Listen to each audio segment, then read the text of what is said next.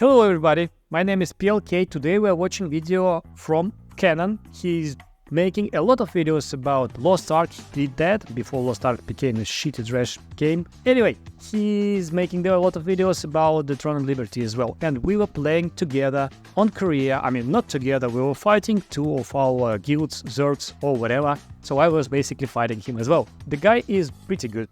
I mean, we can be enemies on the field, but the guy is making a lot of cool stuff. So let's watch about the Throne and Liberty. And the main topic of today's video is Throne and Liberty worth playing? Full honest review. So I will be here, the guy who is checking is he honest or not.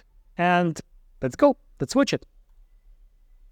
Today we review NCSoft's Throne and Liberty to answer that all-important question, is it worth playing? In this video, I'm going to be giving you an updated everything you need and it's to 28 know so minutes, that guys. you know exactly what to expect So be prepared. and what this game has to offer you. This review video will include my honest thoughts Okay. and opinions on the game after extensive play and is not a sponsored video. That's good. Let's check it. Let's check it.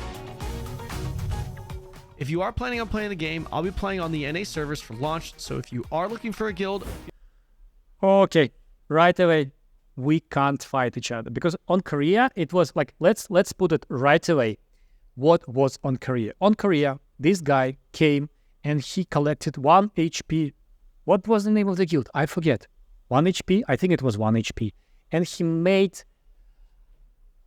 You can ask people, but it was like tens of guilds, like 1, 0, more than 10 different guilds, and it was 1 HP, 1 MP, and all of these things. And he basically created a huge Zerg. And they were killing everybody. So they were basically dominating the server. And then people start to unite, to join the Korean alliances. And it became Zerg versus Zerg, because the game doesn't allow you to make the ally more than 4 guilds. Others are just around. But you can do the watch list, so you will not attack each other, so you will have a huge Zerg. He did that. 100% he did that. He can cry and whine about the other Zerg. He did it first. Then other Zergs start to, assemble. And it was actually super fun. Like, don't get me wrong, it was super fun. This guy arranged a lot of cool activities because of his Zerg. And it was a lot of fun. So I can't complain. This game is about the PvP, so it was really fun and interesting. Let's watch it. feel free to join the 1 HP Discord community. Also, if you're interested in checking the game out for yourself in real time, I'm streaming Throne quite a bit at the moment, so definitely come visit me on Twitch. All the links in the description. Final little plug here, I promise I am really close to 100k subs, so I would really appreciate it if you guys would hit that subscribe button. I mean, of course, only you if should, you enjoyed right? the video. Okay, So, subscribe, let's get finally. into it. Let's get Throne it. and Liberty is a classic style, guild-based, large-scale, PvP-focused MMORPG run on Unreal Engine 4 by NCSoft, published. Sheesh. Sorry, but those visual effects with the paper and stuff, okay, that's expensive. When you have 100k subs, you can do expensive stuff, right? Okay. Published in the West by AGS Amazon Game Studios. Okay. Before getting into it, if you're wondering what my personal experience and credentials are with the game, Throne and Liberty is a game I try-harded and put thousands of hours into. Not only did I play a lot, but I went super hard. You said thousands? Thousands? I mean, the game is how many? Few months already, right? Maybe half of the year. Thousands? What is bullshit? Come on, man. But anyway, this guy played a lot. Core leading a large alliance of over 600 people and won True. the first and biggest castle siege ever. He said that alliance 600 people. It's not allowed in the game. It's not. It's like, I mean, it is, but it's not alliance. It's a Zerg. So okay. Which is the pinnacle content of Throne and Liberty, earning the prestigious First Legion title on the Korean servers. Let's start. That's true. That's true. They did a lot of really huge stuff around the castle sieges. That's with true. a general breakdown of the game. Throne is an Like MMO visual that effects. isn't trying to reinvent the wheel. The game has a classic style approach in terms of speed and progression, with the classic tab targeting combat, so you can expect the game to feel relatively slow in the beginning, but will continue to ramp as you progress to and through the endgame. Combat has always been a big point of criticism for the game, with people saying that it's slow and frustrating even after the massive changes and And that's bullshit. The combat in the game is pretty good. I mean, for the top targeting MMORPG, it's pretty good. And top targeting in this game, because of the huge scale of PvP, that is really good. So don't listen to these people. The combat system is good. Soft made, taking it away from the static autoplay and into a more dynamic manual only system. Personally, I hard disagree with this notion. Most people who say this are those who have not gotten to the endgame, where the combat True. feels comparable and in line with Arcage. This criticism does hold true in the very beginning, which is why I draw the comparison of Throne's combat to WoW Classic's Warrior. It's slow, a lot of stationary auto attacks, and you even run into mana issues at first. But as you level up and unlock more things, your class begins to come together and the combat begins to feel significantly better. No, combat is really good. I mean, if you are thinking about the large scale PvP or even mini scale PvP, that it's enough to have a lot of fun. It's enough to feel the combat super active. This even extends through the endgame, as I would say a big appeal to Throne is the continued evolution of your character. I mean, just look at the screen right now. Look at that. In Black Desert or Lost Ark, your character never really changes at the endgame. Your damage and defense numbers just continue to go up. In Throne, your character and playstyle will continue to evolve based off of the items you acquire.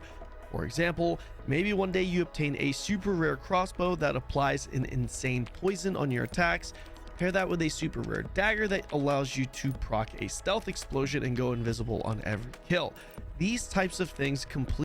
Yeah, so this is the thing actually. If you, it's around the gear, you progress with the levels and skills and stuff, but then you get the stuff which can have a chance to explode around targets, and then you do the one fireball and everybody is like, boom. So yep, you can progress really, like the game style of your character will change a lot. Completely change the dynamic of your class. Like all games, of course there are meta builds and combinations, but even with meta builds there are a lot of viable variations to where most players' builds will be different to a certain degree. You can expect a lot of hidden builds that players will deliberately not share. Every build you pursue will require commitment and time, and the process of putting these builds together is a big part of the incentive to play the game. By the way, if you are looking for help in this department, we'll be posting a bunch of build guides in our Discord. We've just been waiting to post these closer to launch since the game does get updated frequently. Getting back on topic, as far as the core content goes, as mentioned earlier, Throne revolves around guilds, with the main focus revolving around open world large-scale PvP. Guilds can be leveled and are limited to 50 members only, up to a maximum of 70 at max guild level 30, which will take a while to get to. Aside from individual progression, members of guilds will be contributing to progress their guilds to not only on. He said that by himself, right? Only 70 people in the guild, and it could be only 4 guilds in alliance. So 400 players, is it Zerk or not? Unlock member slots, but also buffs and guild bosses, which are open world But so far, video is super good.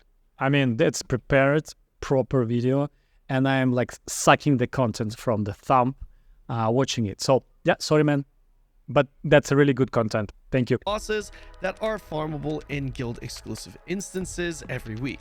The endgame loop consists of daily instance dungeons and quests, open world dungeon farming, world bosses that can be contested, and ranked open world events with PvP and non-PvP versions. To be honest, the endgame PvE content is just grind. You're grinding dungeons, then you're grinding raid bosses, then you have the schedule where you go and grind events. That's all. And PvP is more fun thing. But still, even the PvE, because of the type of the combat, the impact that you feel with the visual fidelity of the game, it's okay. Yeah, it's pretty cool and fun. On top of this, you'll have guild. Look at that shit. I mean, look at this. It's the massive PvPs are really, really good. Wars for territories throughout the week, with castle sieges bi-weekly. Rankings are also a thing for both individuals and guilds. There is a significance in these rankings, as guilds and individuals will have access to special powers along with potential titles and perks. Before closing this section out, I should mention that originally the schedule of events and endgame content was so much that NCSoft had to tone it down, as the entire player base, including myself and my community, thought it was just way too much.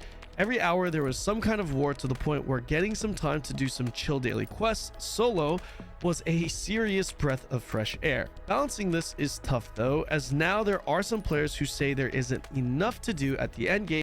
No, it's enough, because before that it was like every 2 hours you have to be in the game, otherwise you're dropping, right, in the progress. Now and the PvP events and everything is super, packed. Now I think it's like weekly basis. It's much better. It's more dense. You can chill a little bit and play with your guild mates and stuff, right? Other than show up to wars after finishing the daily content that doesn't take that much time to do.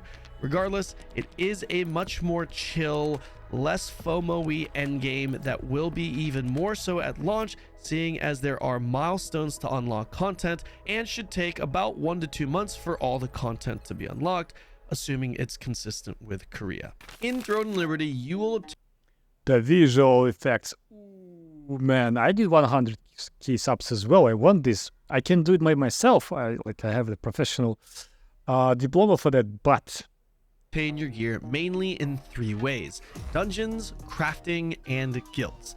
It is possible to get drops via mobs in the open world. I don't know. I mean, the chance is so low. Don't even bother.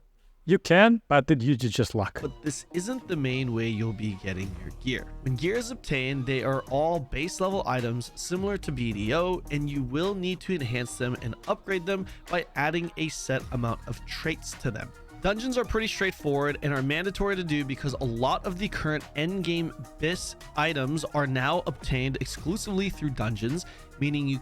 That's a new thing, because I stopped playing Korea like months ago, and it was only dungeons like the first step of your gear progression. Now they have a second level dungeons and the second level of the gear from the dungeon. So now I understand that the dungeons are the main type of progression. Can't swipe for them. By the way, they are planning to include battlegrounds and arena PvP as well, which is super cool.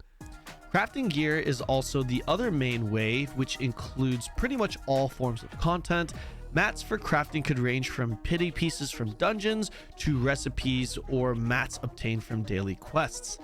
The last main way to obtain gear is via your guild, as your guild completes content by defeating bosses, both contested or uncontested, by other players. The super rare weapons from ARC bosses will mainly be obtained via guild, as these items are rarely sold on the auction house and are always farmed via guilds, whom will have the power to distribute however they want. When killing bosses, open world bosses, or the weekly big dick ARC bosses, guilds will be given full control over the loot. Guild leaders can choose to give the loot out to players for free, they can sell it on the auction house, or they can auction it off in guild. When items are auctioned off, the players who participated in the event would split the lucent being the auction house currency. On the Korean side, but the main thing, it's ARC bosses will give you these unique weapons, which you can't get from any other sources, like this crossbow or dagger or staff, which is exploding with a chance, right? And this will change the PvP. I mean, one guy with this stuff, with proper stats, can explode guilds. So, yep. servers, Western guilds usually did a DKP system or a loot council system, while almost every Korean guild auctioned it off for lucent within the guild. As far as vertical progression goes, there are 3 elements to gear. The first is the grade of gear, which goes from white to green to blue to purple to tier 2 purple. By the way, on my channel, I have a lot of videos about the Throne and Liberty, about healing and mage class as well. The second is the enhancement level, which goes from 0 to +9 at purple endgame gear. And the third are your traits, which are more like enchantments added to each piece of gear. Generally speaking, it's not a problem for anyone to get the highest grade and maxed out enhancement level. The bigger grind and time-consuming process are the traits. All traits are of equal value and are extracted from gear. Higher grade gear can simply have more traits applied to them. For example, with blue grade gear, you will have 3 unique traits, each that can be upgraded 2 additional times. Purple gear would offer you the same exact 3 unique traits start, with each trait being the same value, only it can be upgraded 3 additional times instead of 2. You have a 100% chance to apply a trait to a piece of gear. Boring. You have a lot of videos about that. Yeah, so you have a progression and it's complex with the gear. Let's go to the classes.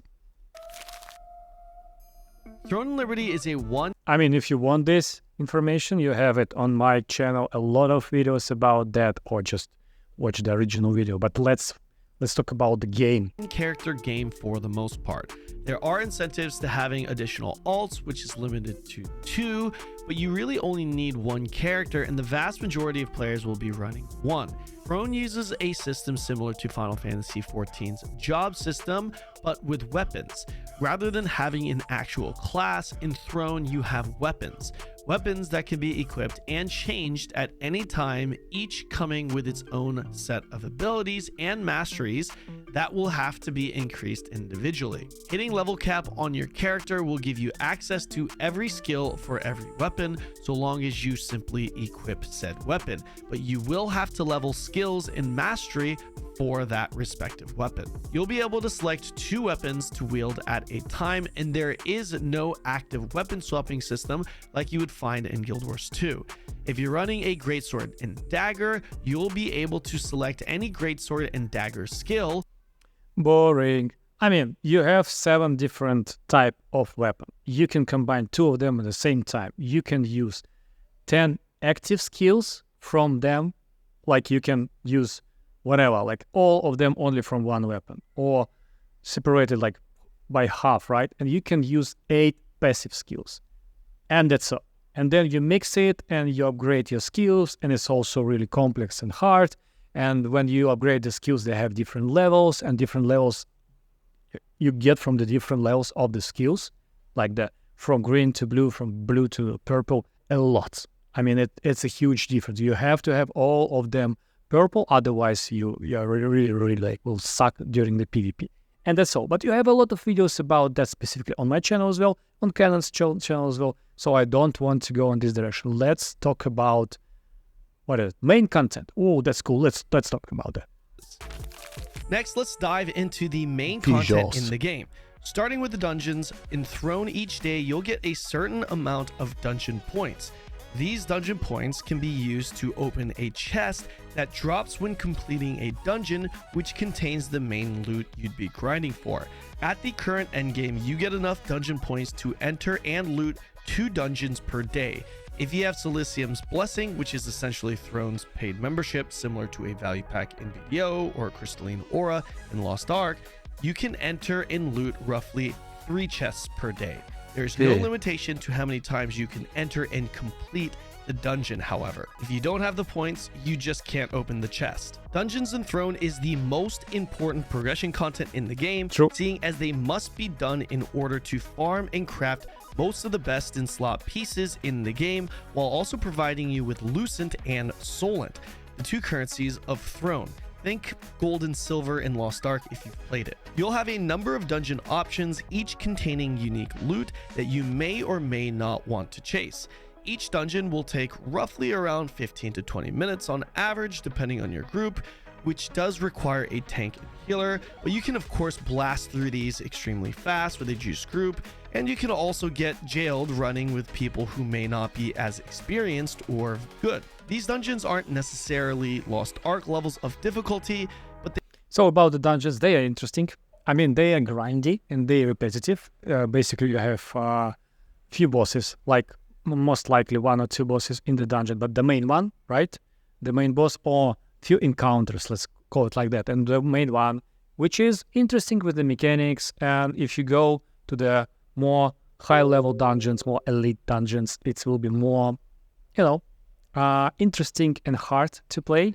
but it's super repetitive. You will kill them every day for many times. But that's good because, I mean, not good that you grind, but the dungeons are interesting. And boring, let's go forward. 6,000 with the blessing.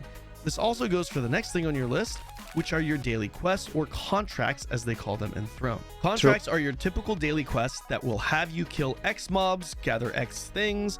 You'll be able to complete 10 contract quests a day, and these can also be stacked up to 60. Well, 69 technically if you're at 59 out of 60 before the reset. Regardless, contracts mainly provide you with contracts. I mean, this video is just for the new players who are only interested in the Throne and Liberty.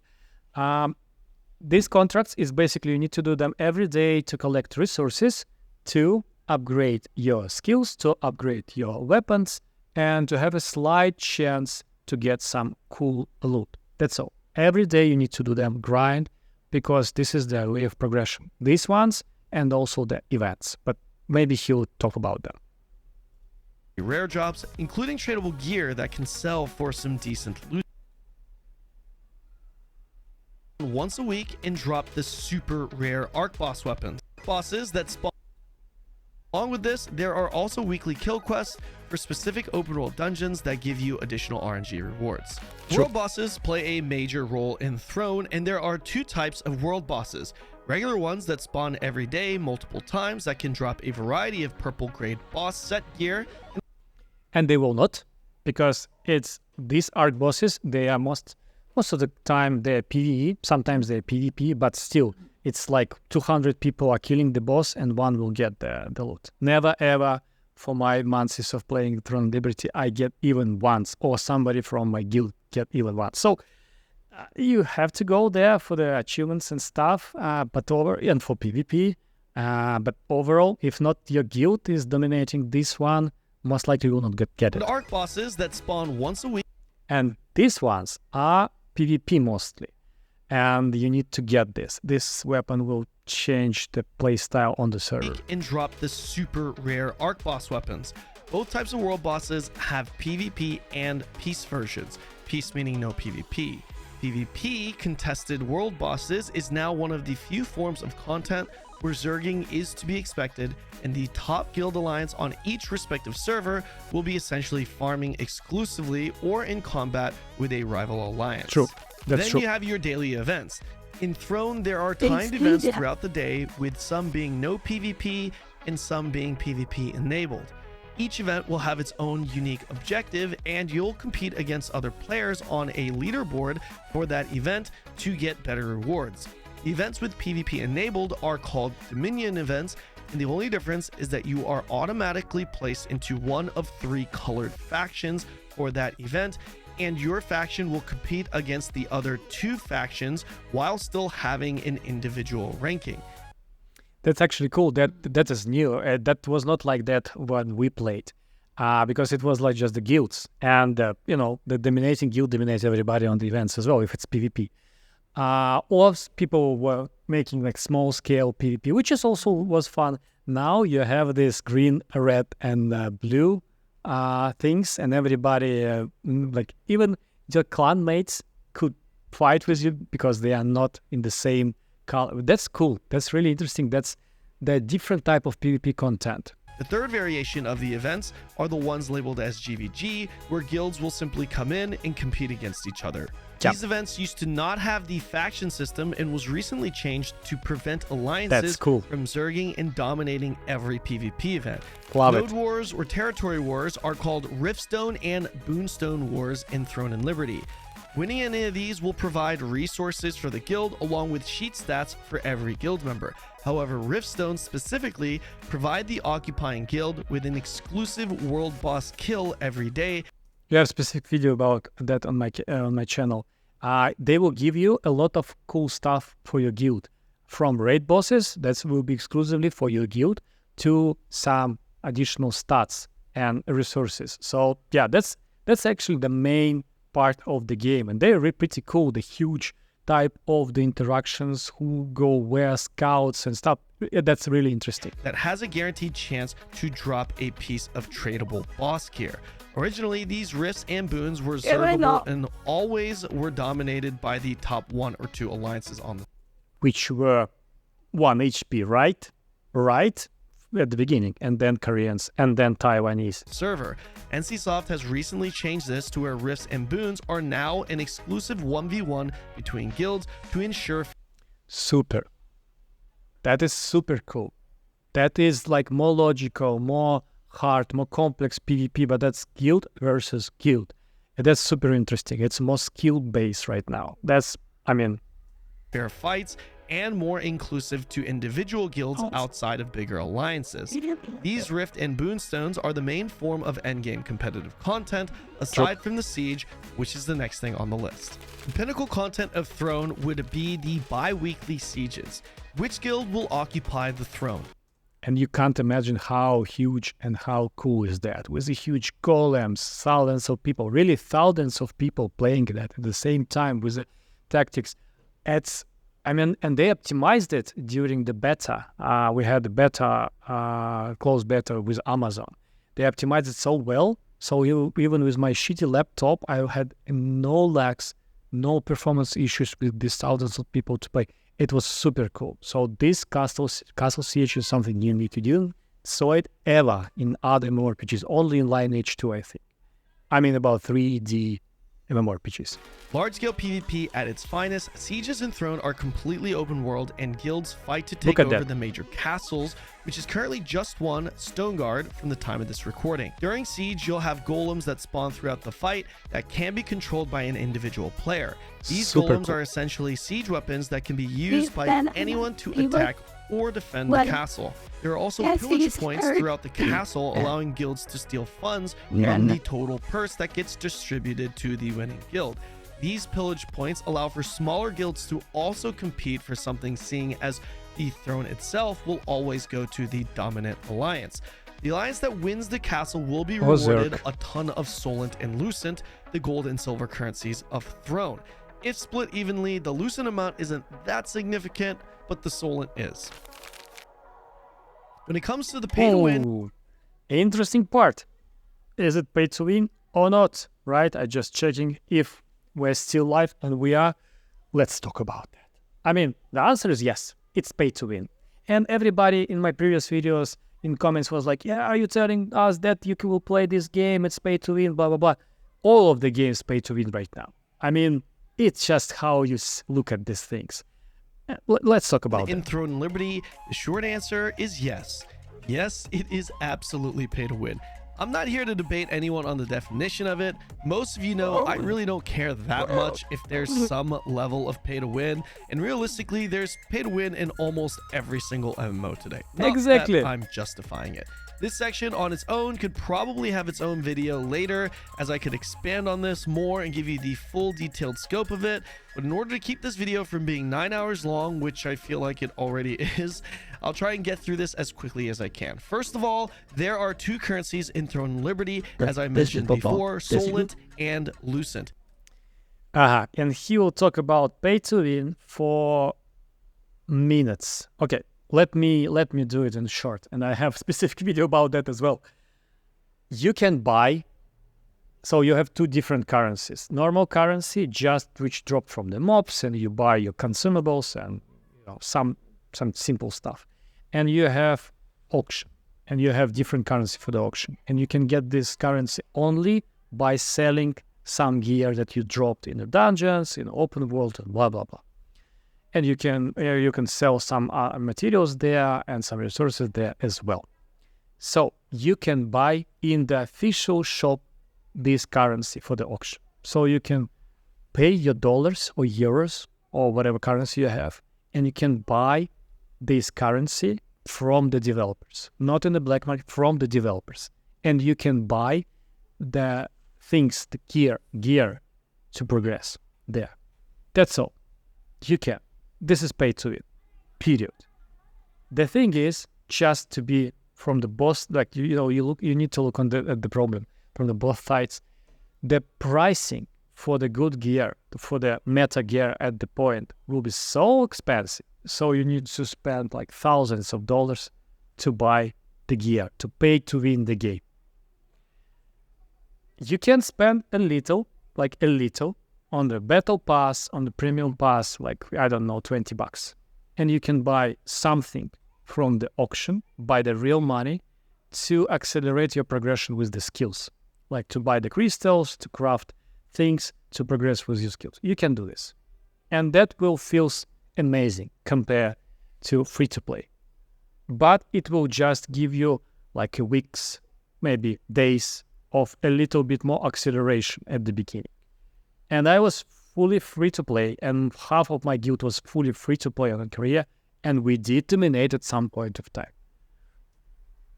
Shout out to my sexy boys. So it's pay to win. That's all. You can't pay to win if you are not really, you spend a lot of money. And the second thing is mass PvP game. If the whole guild will be pay to win, you'll dominate server easy. And it's a lot of money. If 1 or 2 or 3 of your guild mates will be super, pay to win, it doesn't matter because it's mass PvP game.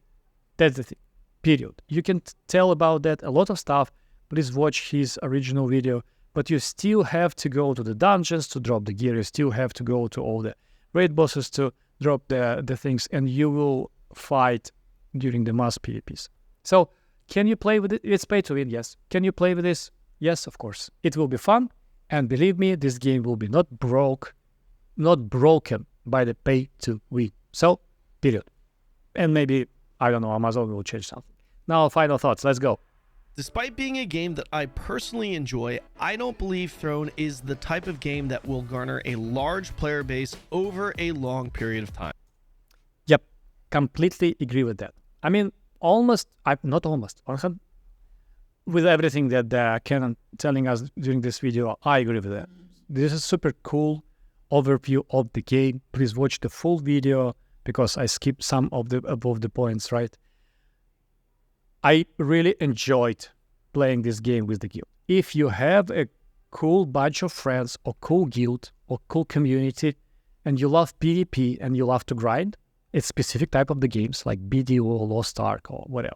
It's not World of Warcraft. It's not Tarisland. I'm playing right now Tarisland. It's different type of the game.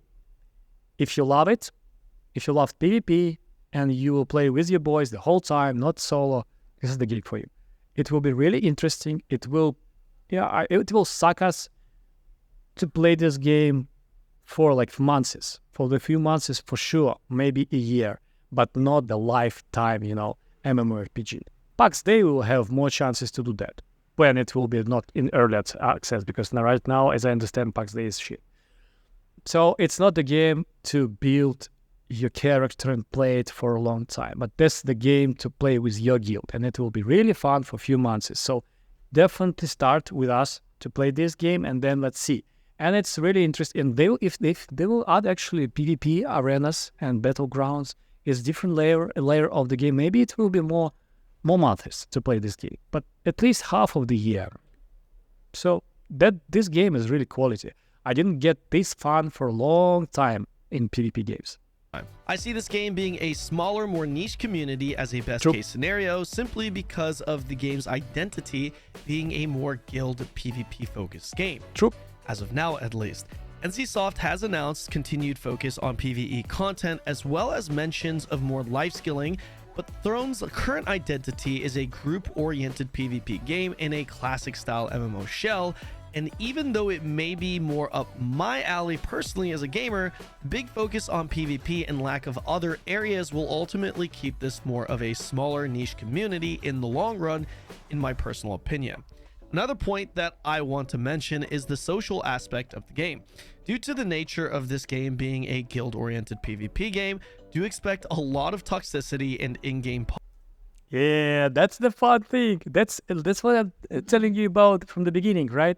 We were fighting and we were shooting each other in the chats, and it was so toxic. But still, this is the super cool content. Like, you have real emotions. You fight for something with your guild against the others, right? And that's some fun in that. But sometimes it's super toxicity, sorry, and that's bad. Like, don't go in that direction. Just have fun. This is the game, and shit on each other, like, for the fun.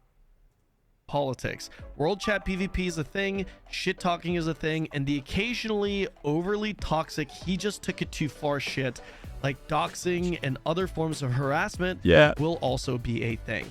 True. If you're in or even running a competitive guild, do expect heated rivalries and a lot of slander, mainly stemming from unavoidable biased perspectives. I can't count how many fake news narratives were deliberately created to try and dismantle my community and myself as a person simply because my alliance was on top, which, by the way, even extended to my stream. The reality is that there are always people that get sensitive, people that get upset, and people that just behave like children in these types of games. Yeah, just have fun. I mean, come on. What the fuck? Why are you playing this game if you want to be real, like, toxic, right? Just have fun in the chat, shit on each other, play, grind, and then compete on these node wars and castle wars.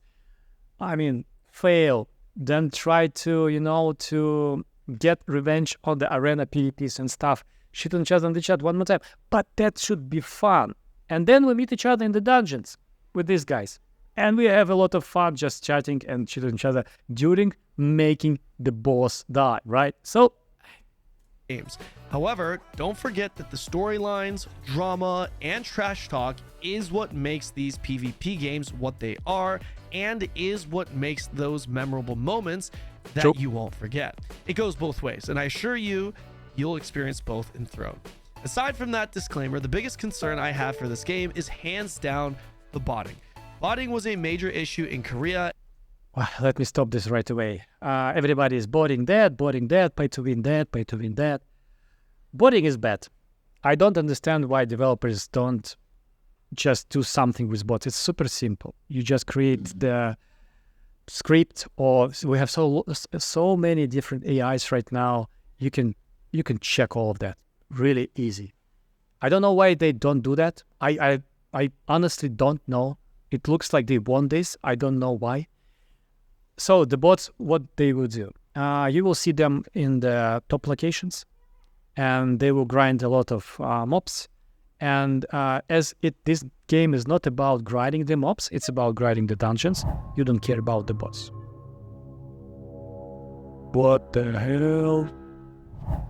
Somebody subscribed while I'm recording the video. That's super cool. Michael, thank you for that. I didn't know that it works like that. That's super cool. Thank you. So bots, but you don't care about the bots because you care that prices in the shop, in the auction, will drop because bots will sell these things and you will see them on the top location. That's all. That's all. They will not bother you anymore. Like, you will see them. That's bad. I hate it. And they need to do something with that, but they will not break a game. That's the only thing. I hope he will not talk about bots a lot. Shifting back to NCSoft, the game has gone through a ton of updates in its short tenure in Korea. After 6 months, the game has already transformed significantly in all areas of the game: quality of life, balance, character progression, game content, and I have to honestly give them credit. For the most part, they've actually done a pretty good job in. I can say that this is the most surprising thing for me. We were playing the game and they were changing drastically skills, approaches, on not just the numbers, but how it works, the quality of life things, everything, like weekly, on weekly updates, like not on DLCs or something, the huge expansion, weekly updates. They were changing the game a lot. And that was super surprisingly good. If they will continue, this game will live. In these areas. Not only have there been a lot of good. Sorry for stopping one more time, but I can't. If you will comment below into the chat which games are making such drastically changes weekly or even monthly in MMORPGs, I will be happy with you. Because I don't know, I like zero games that do that. You can wait for some small upgrades or updates for the game for like months. And here it was super fast. Good updates. but they've also been coming through very, very quickly.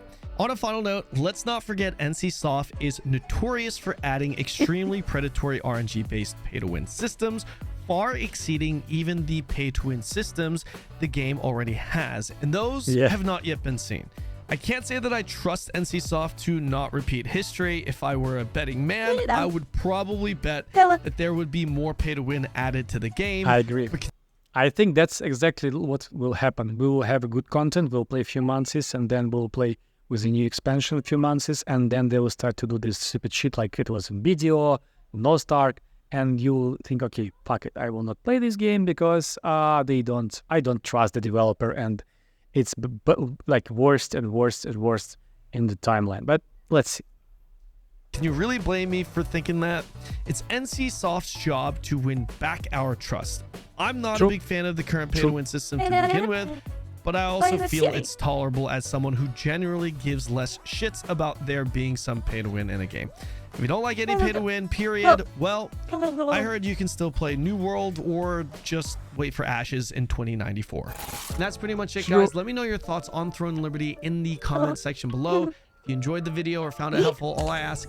I did enjoy the video. Thank you, man, for this content. It was really good. I mean, I'm sucking on this content for my content. Yeah, I'm bad guy, but still, that's really good video. Thank you for that. And you, please subscribe to his channel and watch the full video. And you, I was happy to see you, and I will see you in the next one. And now we're playing Taris Land, and after that we'll play Throne and Liberty. So, subscribe to the channel, like the video, comment below what you like and what don't like. See you. Bye-bye.